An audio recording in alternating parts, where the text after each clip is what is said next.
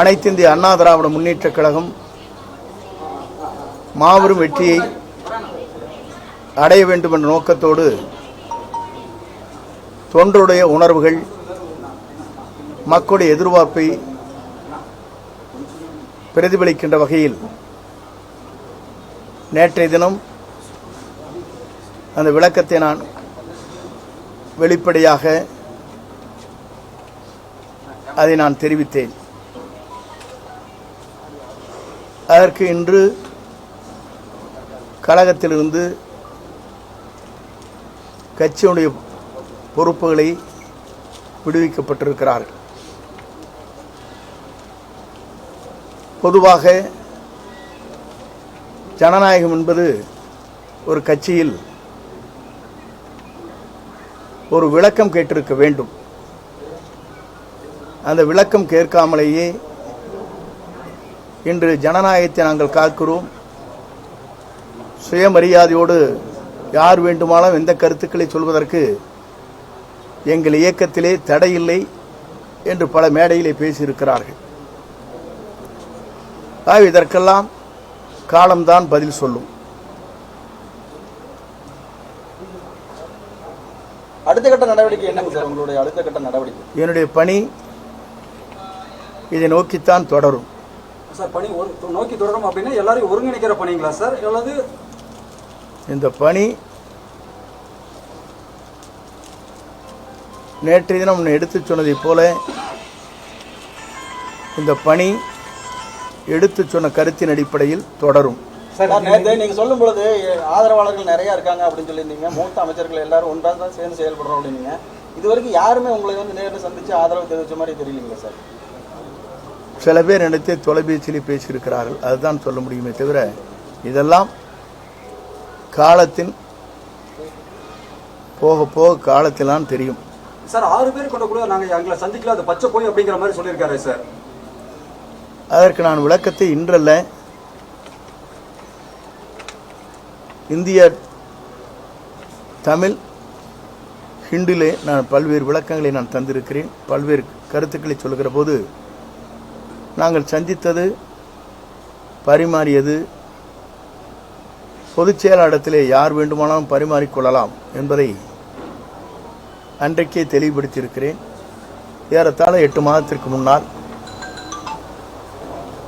Sir, உங்களை சந்திக்க வரவங்க இப்போ உங்க நீக்கினதை பத்தி கேட்கிற போது இது தொண்டர்கள் புரட்சி தொடங்கிருச்சு அப்படின்னு சொல்றாங்க சார். அது எந்த மாதிரி நீங்க பாக்குறீங்க சார்? நீக்கினதை தவிர தொண்டர்களுடைய புரட்சி தொடங்கிருச்சுன்னு அந்த வார்த்தையை அழுத்தம் திருத்தமா சொல்றாங்களே சார். ஒவ்வொருவருடைய கருத்தும் ஒவ்வொரு பத்திரிகையின் மூலமாக நீங்கள் பிரதிபலிக்கலாம்.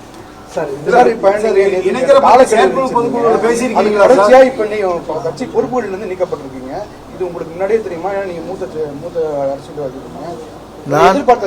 நான் எதிர்பார்க்கவில்லை சார். இதுக்கு பின்னால யார் இருப்பாங்க? பொதுச்செயலாளர் மட்டுமா இல்ல வேற யாராவது காரணமா இருப்பாங்க நீங்க நினைக்கிறீங்களா சார்? அது இப்போது சொல்வதற்கில்லை சார்.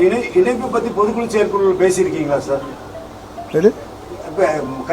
பொதுக்குழு எப்போது கூடியது இப்ப பேசுறதுக்கு சார்? இணைப்பவர்கள் பொதுச் செயலாளர் சொல்லிருக்கீங்க. இல்ல அவர் கேட்ட கேள்வி பொதுக்குழுவிலே சொன்னீங்கன்னா பொதுக்குழு கூட்டினால் மட்டும்தான் சொல்ல முடியும். எங்க முடியுது? இல்லப்பா, எங்க முடியுது? நீ என்ன புதுசா கேக்குறீப்பா? லோக்கல் சேனல் இப்ப கேட்ட இப்படி இரு. நான் கொடுத்து தெளிவா கொடுத்துருக்கேன். 10 நாட்களுக்குள் இருப்பா, நீ 10 நாட்களுக்குள் இந்த பணியை துவங்க வேண்டும். 1 மாதம் ஆனாலும் பரவாயில்லை, பேசி தீர்க்க வேண்டும் தான் சொல்லியிருக்கிறேன். நீ பாட்டுக்கு நீ நாளைக்கு காத்தாலே கெடு முடிஞ்சு வச்சுருக்க. ஏப்பா பாதி கேட்டு சொல்றீங்க? முன்னாள் அமைச்சர் செம்மலை தலைமைக்கு வந்து கெடு விதிக்கிறது அழகல்ல அப்படின்னு இல்லை, அவர் வந்து அவரோட இருக்கிறார், அதனால கெடு விதிக்கலாம். அவர் தர்மயுத்தத்துக்கு போயிட்டு வந்திருக்காரு, அதனால அப்படிதான் சொல்லுவார். அவரே இப்போது இவரை ஒட்டிட்டாரு, அதனால அவர் அந்த கருத்து சொல்றது மாறுபட்ட கருத்து இல்லை. அதற்கு முன்னாலே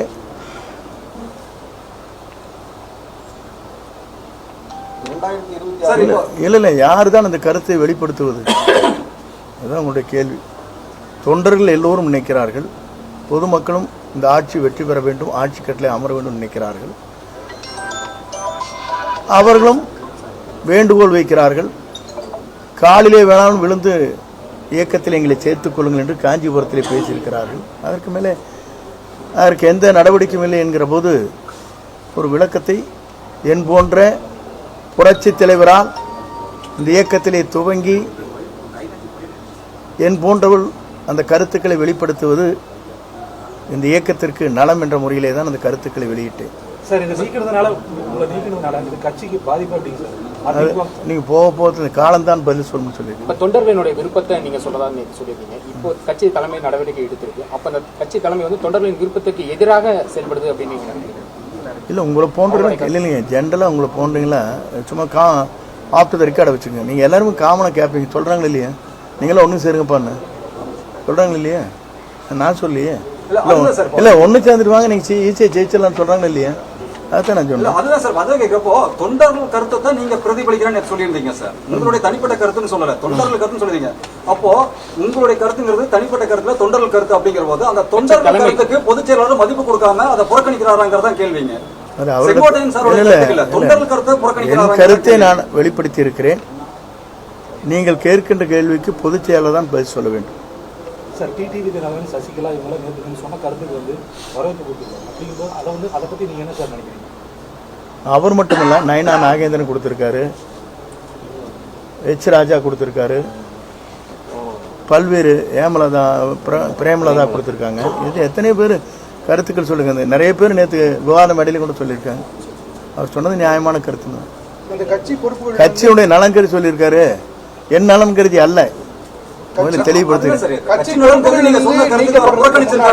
முக்கியமான மூத்த தலைவர்களுடன் ஆலோசனை பண்ணிட்டு தான் அவர் பண்ணிருக்காரு. இப்ப நீங்க அவங்களை என்ன நினைக்கிறீங்க? ஏன்னா அவங்களும் உங்க கூட இருந்ததா சொன்னீங்க. இல்ல நீங்க நான் சொல்றது கேளுங்க. காலம் தான் இதற்கு பதில் சொல்லணும் சொல்லிருக்கேன்னு கொஞ்சம் பொறுத்துருங்க. நீங்க மட்டும் இல்ல,